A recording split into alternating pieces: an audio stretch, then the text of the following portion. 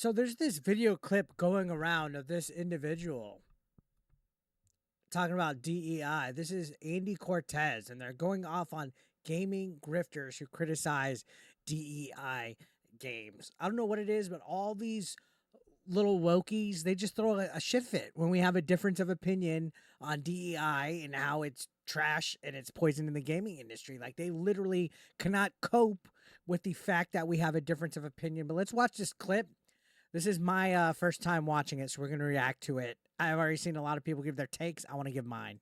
You fucking need DEI because you wouldn't have jobs if DEI didn't exist to complain about. You wouldn't be making money on YouTube if DEI didn't exist. So you're really the ones that need it. Unless your game has only white dudes. If you have a woman, she better be fucking hot. Yeah. You know, get an ugly woman out of my game. That lady better be super smoking hot. Yep. That's the way they think, right? Back in the day, game development studios were primarily white dudes. And they didn't really think about diversity. And that's one thing, right? It was a lot rarer to find non-white dudes in game development. And as that changes, and as college and learning and all that stuff kind of becomes more ubiquitous and more available for everybody, more and more people from different walks of life want to get into game development. Yeah. And then what happens then? They're making the characters the people that they know, the things that they see. And it's just like the white people do. Just like you put yourself into stories, right? Yeah. And I talked about that with Dragon Age Veilguard, how the game director, Corinne Bush, she's a trans woman. And sometimes in games, you just put in your own sort of experiences. And that's so natural to happen. That's what art is. It's nothing that's supposed to offend anybody. It's supposed to be, hey, fucking walk around and look around. The world has everybody. Your game's having it shouldn't stop you from playing it. All right. So I think he's confused on what diversity and what DEI are. They're two different things, guys. If you didn't know that, DEI is an actual coordinated effort from consultancy groups, from groups that are within companies that literally make diversity manuals. It's forced in. It's literally like a protocol, like these are our rules and you have to follow and comply them in order to be politically correct in our place. True diversity does happen naturally, and it's always happened naturally. And diversity has always been a thing that has been around for years, but it wasn't until recently that we get all these precious little snowflakes like this guy and like all the journalists that are actually activists that make it about hating white people. That's what it ultimately comes down to, is we hate white guys. How many times did he mention white people in here? You know, before the last decade, there was people of color.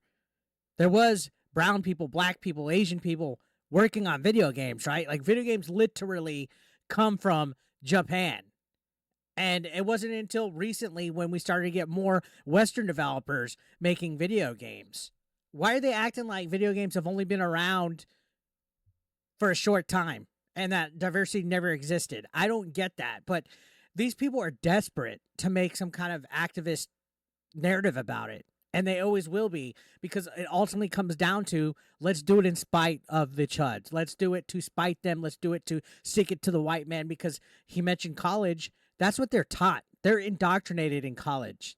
I remember when I was in college, we started to get the tail end of it, like in literature classes, where it was more feminist oriented, and they talked about how certain authors and certain writers and historians were misogynistic and all this bullcrap. It's all indoctrinated because these liberal arts degrees and these professors and stuff, they're all whack jobs. But let's rewatch this so I can go point by point now that I digested it a little bit. Fucking need DEI because you wouldn't have jobs if DEI didn't exist to complain about.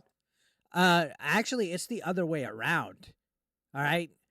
You guys need DEI because it's what gives you guys a label that you feel like you're part of the conversation. If there was no labels for you to attach to yourself, whether it's your race, your ethnicity, your gender, your orientation, your preferred pronoun, you literally would feel like you don't have a place. And that's what it's all about. It's identity politics at the end of the day. And you guys are using diversity to turn it into what's called DEI so that you can force identity politics into people's entertainment, and they have to accept it. It's not natural. And yeah, we would have jobs because we could talk about more than just what we identify as. I don't know if you guys are aware, we're only criticizing you guys. You know what I mean? And yeah, we'll take the content all day. I'll take the infinite content glitch all day, every day, because you guys make it easy to take it easy. Now let's continue. You wouldn't be making money on YouTube if DEI didn't exist. So you wouldn't be making money on YouTube or journalist websites like Kotaku, IGN, blah, blah, blah, if y'all didn't have a woke narrative to protect, to write damage control articles like Mercante does for Sweet Baby Inc. If anything, you guys are the real grifters. you're really the ones that need it. Unless your game has only white dudes, if you have a woman, she better be fucking hot. Yeah. You know, get another. Nobody says that if there's a girl, you better be hot. What the problem is that you guys are purposely putting ugly characters in games like Lara Croft. Let's look at Lara Croft with Tomb Raider. They're uglifying her on purpose to stick it to chuds. That they literally admit shit like that, and they do it to appeal to this modern audience that does not exist. It's all there, and they don't believe in having attractive people, whether it's female or male. And it's not, oh, the game's woke, there's a female protagonist. That's not that. But they will say that all day. Oh, the game's woke, there's a female. That's not what we think. We're not against female characters. Write a good story. Have good mechanics. Have good tributes and traits to the characters. Don't make it, oh, this person's good because they're a person of color and they're female. That shouldn't be the redeeming quality of why somebody's a good character in a story. Look at classic stories. Classic stories in literature throughout the years. Back like in, the Shakespearean days, the Renaissance days, hell, even like 20 years ago. Good stories were made because there were good stories in it. Not like, oh, this character's good just because they're female. When you put a female out there that's uglified on purpose and there's some kind of commentary behind it, that's when it's cringe. That's when we have a problem about it. When you specifically go out of your way to try to make a girl masculine, that's when it's a fucking problem. Just let it happen naturally. But these guys have it in their head. Like, it's everything that they're saying where we need DEI in order to make money. No, they need DEI in order to make money because nobody takes them serious except their circle jerk. Ugly woman out of my game. That lady better be super smoking hot. Yep. That's the way they think. I've never even heard this guy. He seems like he's a retard. Right. Back in the day, game development studios were primarily white dudes. That's wrong, because game development studios back in the day were mostly in Japan. And then when they crossed over, there was still Japanese influence.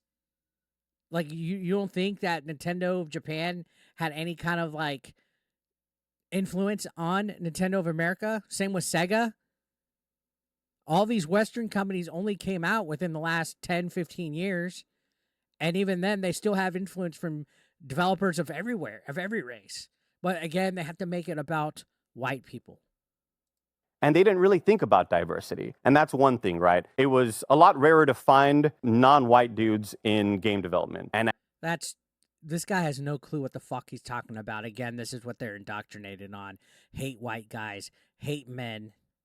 As that changes and as college and learning and all that stuff kind of becomes more ubiquitous and college and learning. So yeah, this is where they get it from. Their college professors are all idiots. More available for everybody, more and more people from different walks of life want to get into game development. Yeah. And there's nothing wrong with more and more people from all walks of life want to get in game development. But when you try to make it about, oh, my story, I was oppressed, and oh, this and that, and we hate white people, and let's stick it to the chuds, that's where the problem lies.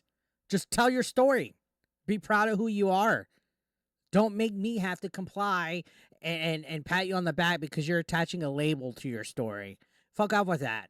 And this is me as a Latino saying that. I've never once been like, oh, I'm a Latino. My family's history is tough. And then what happens then? They're making the characters the people that they know. And that's fine. You could make the characters relatable to the people that you know and stuff, but you're also putting your prejudices in the game while condemning others. And you're saying that other people are hateful and racist and bigots when you're just as bad. The things that they see. And it's just like the white people did. just like you put yourself into stories, right? Yeah. And I talked about that with... You know what's funny is the wokies all day will tell you, nobody cares about DEI. The casual audience doesn't care. Okay, if they don't, why are the wokies so pressed like this to defend it? Please explain that. Make it make sense. Dragon Age Veilguard, how the game director, Corinne Bush, she's a trans woman. And sometimes in games, you just put in your Dragon Age didn't need anything about trans in here. See, they're defending it. They're, with the masculinity, misgendering, punishment, putting top surgery scars, everything about it. A fantasy setting doesn't need that. own sort of experiences. And that's so natural to happen. That's what. No, it's not natural. Because you're hiring consulting companies and you're literally going out your way to put DEI into the game. It's nothing that's supposed to offend anybody. It's supposed to be, hey, fucking walk around and look around. The world has everybody.